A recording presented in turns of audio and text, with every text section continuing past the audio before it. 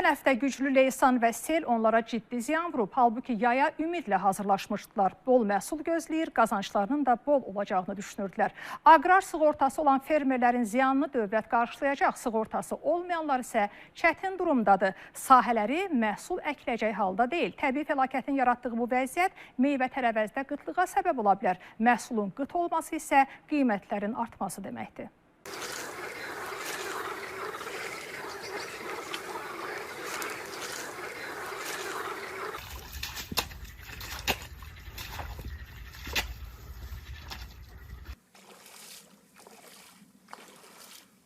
Bura Xaçmazın Cığatay kəndidir. Aprel ayında yağan aramsız yağışlar kənd sakinlərinin işini çətinə salıb. Meyvə bağları, tərəvəz sahələri, o cümlədən olduğumuz 15 hektarlıq badam bağı sel altında qalıb. Generatorlarımızı su basıb, hamısı lillənib, sıradan çıxıb. Bir çox işlər görmüşdük. Yəni ki, çoxlu kimyəvi dərmanlama, gübrələr vermişdik bağa.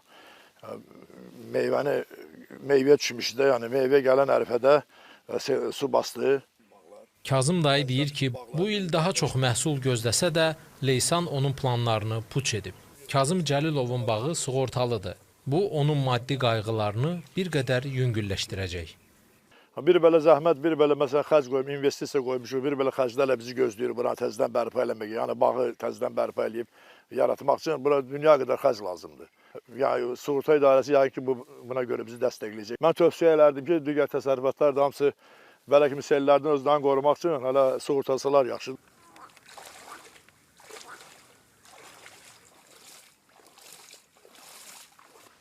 Təkcə aprel ayı ərzində ölkə üzrə sığortalanmış bağ, tərəvəz və əkin sahələrinə dəyən 13 milyon manata yaxın zərərlə bağlı fermerlər Aqrar Sığorta Fonduna müraciət edib. Bu sahələr əsasən Şamaxı, Qusar, Balakən və Xaçmaz rayonlarındadır.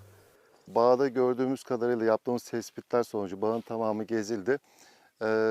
Bağın ön kısmından giren sel suyu bağın tamamında etki göstererek arka tarafından çıkış yapmıştır. Su duran yerlerde yaptığımız incelemelerde yaklaşık olarak suyun debisi, derinliği 20 santim ortalamada şu an duran yerlerde. Tabii burada biz bir ikinci bakış daha gerçekleştireceğiz. Bu ilk bakıştı. Pərviz Məmmədov da təbiətin şıltaqlığından əziyyət çəkən Cığatay kənd sakinlərindəndir.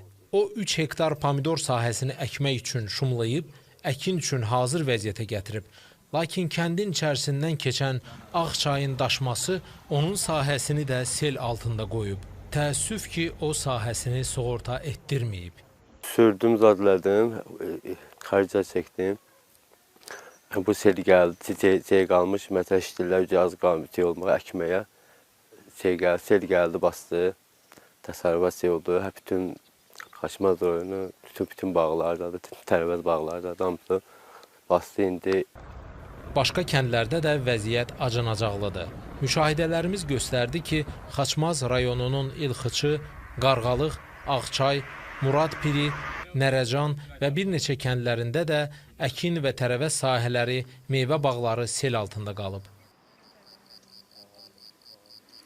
İlxıcı kənd sakini Çingiz Əhmədovun 21 hektarlıq şaftalı bağı da tamamilə su altında qalıb. Güclü sel yeni əkilən qələmləri məhv edib, ağaclara zərbə vurub, bağın suvarma sistemini sıradan çıxarıb. Təsərrüfatının sığortası olmayan fermer ona ümumilikdə 300 min manata yaxın ziyanın dəydiyini deyib. Damlama şirkətindən müqaviləmiz var. Bütün damlama xətləri qalıb göz qabağındadır. Bütün gölcükləri dolunub, onlar indi sizə aydınlıqda bilənlər bilir, oradan su tökülür ağacın dibinə. Həmin lillə dolub o gölcüklərin arası. Onlar da məhv olunub. 110 min xərcimiz tək bu damlama şirkətinə müqaviləmizlə borcumuz var. Kənd Təsərrüfatı Nazirliyindən verilən məlumata görə, sığortalanmayan təsərrüfatlara dəymiş ziyana görə heç bir kompensasiya ödənilməyəcək. Yəni, belə təbii fəlakətlər baş verdikdə, dəymiş ziyanın xərclərini fermerlər özləri çəkməli olurlar. Nazirlikdən o da bildirilib ki, 10 hektardan yuxarı sığortalanmayan sahələr dövlət subsidiyalarından da məhrum edilir. Sahələrin hər hektara görə sığorta ödənişinin bir hissəsini də dövlət öz üzərinə götürür.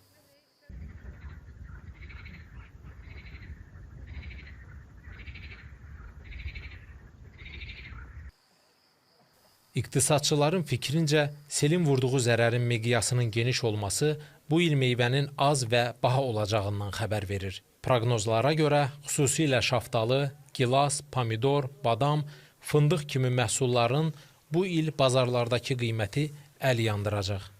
Bazara çıxarılmayan məhsul qiyməti artıran məhsuldur. Bazarda qiymətlər bazara çıxarılan məhsulun həcmindən asılı olur.